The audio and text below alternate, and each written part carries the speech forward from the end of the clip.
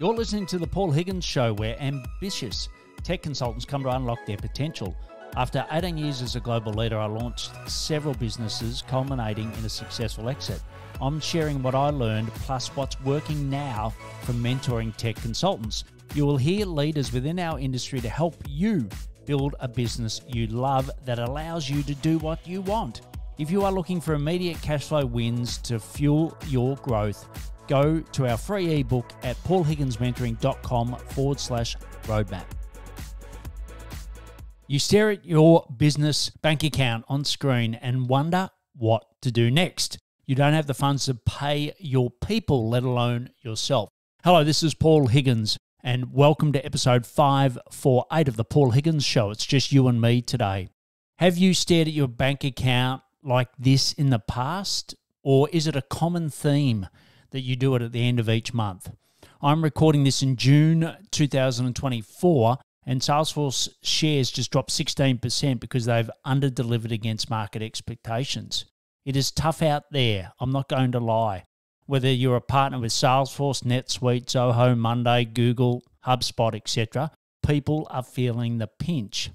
I was once in your shoes, and I remember back to those dark days, some whilst I was working on dialysis. I feel your pain and want to help you, just like others who have helped me in the past, my champions, because there are opportunities in your control regardless of the economic cycle that we're going through.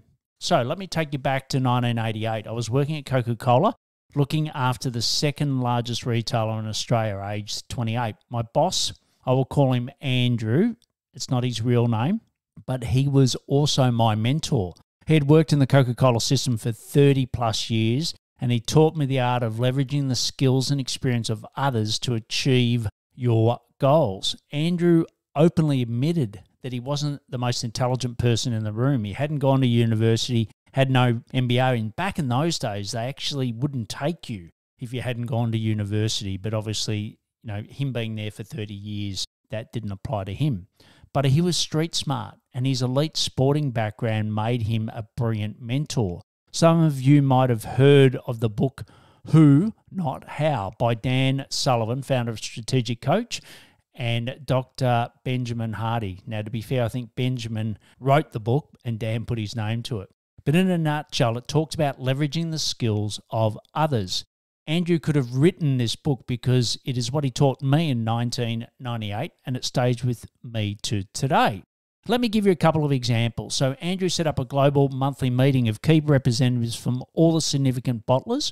So bottler, just for your information, is the Coke company does the marketing, it makes the syrup, and then the bottlers do everything else. So think of it as franchisee, where the Coke company is the franchisor. So anyway, getting back to the story, he'd set up key representatives from these bottlers to discuss retail strategy, and remembering that Australia about then was probably 1 to 2% of the worldwide volume. So it was a bit like the tail wagging the dog. We visited Atlanta to meet with senior Coca-Cola executives to gain best practice, and we often travelled to Europe to do the same. We learned from professors from Stanford and Harvard and called on them directly to help support us here in Australia. We engaged Tier 1 consultants like Bain and McKenzie to map our category plans, and we were the only supplier to have an annual planning day with the CEO of that particular retailer, which was unheard of back then. And look, I can go on, but I think you get my point. He was smart enough to know that you don't have to have all the answers, and then letting others help you solve complex problems can yield the best results. So I left Coca-Cola in 2011 and started my own business. For the first year, I consulted with Andrew for blue chip brands. Even though we had both left Coca-Cola, the principles still applied, and he tapped into his massive network and really once again showed me the art of getting those champions to support you.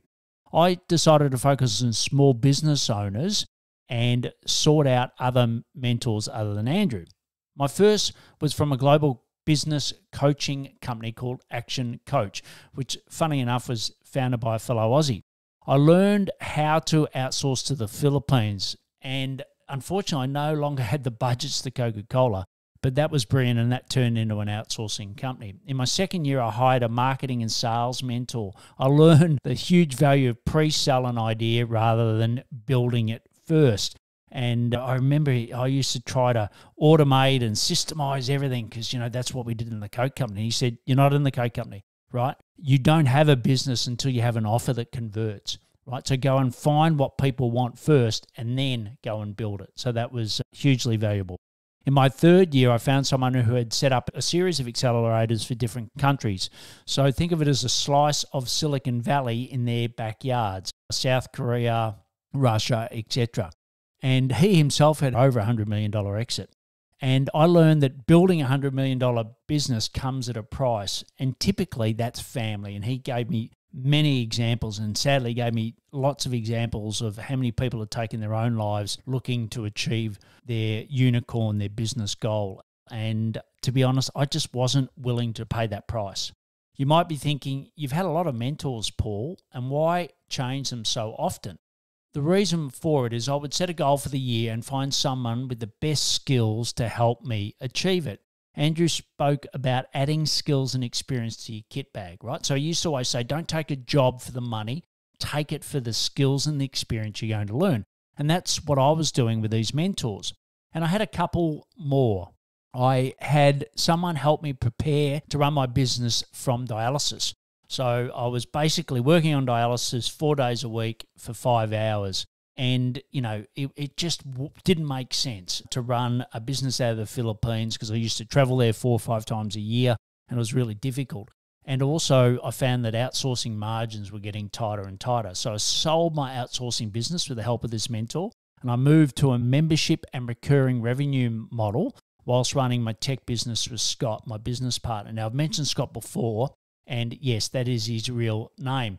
And it was brilliant. I spent 8 weeks in Europe with my family with this new business model where I'd have, calls with people that I mentored one-on-one, and I also supported the community as a whole from anywhere in the world. So it was brilliant. And I remain a member of this mentors community to get support in running my community, which I'll talk about later. The last mentor I will mention was someone who helped us, Scott and I, to sell our tech consulting business. I learned how to position our company to a potential buyer. It worked extremely well. Today I have 1 to 2 people, sometimes a couple more, for each major SaaS platform to help me improve my knowledge of their ecosystem, right? I've never been a Salesforce partner. I haven't been a HubSpot partner. I haven't been a NetSuite partner. So I use them to adapt what I did, which is other platforms, to really learn it. When I've got an idea, I bounce it off them to make sure that I'm going to be able to help the people that I mentor the best I can. And some of them have kindly shared their wisdom on this podcast. So what about you? Who are your champions in business? I'd love to hear you tell me who they are and how they have helped you. Just email me at paul@paulhigginsmentoring.com. It'll be in the show notes as well. But I promise to personally reply. And if you've got any shows or topics that you recommend, or you just want to reach out and say, hey, Paul, I enjoy listening to your podcast, that would be great, at paul@paulhigginsmentoring.com. So if you don't have anyone, let me help you find the right person. I do mentor tech consultants. I have a stable of 8 clients at the moment, and I love working with them. But what I can do is, if I'm not the right person for you, I can remain objective and I can recommend someone else to you. If you want help from peers, people you can bounce ideas around and get access to playbooks so you don't have to reinvent the wheel, check out the Tech Collective. So it's paulhigginsmentoring.com/TC. Once again, the links will be in the show notes. Getting back to your bank account, if it isn't where you need it to be, you don't have to do it all on your own. And as Andrew would say, a problem shared is a problem halved. Ready, set, go. Email me who your champions are and what you're learning from them. The second, looking for a champion, please reach out. And the third, check out the Tech Collective for the help of peers. And just a reminder, this is exclusive for tech consultants only, and I haven't found any other like it in the world. So I will see you next time on the Paul Higgins Show. Time for action. Let me know what you implemented from the show. I promise to respond. Plus, Get the Tech Consultants Roadmap at paulhigginsmentoring.com/roadmap.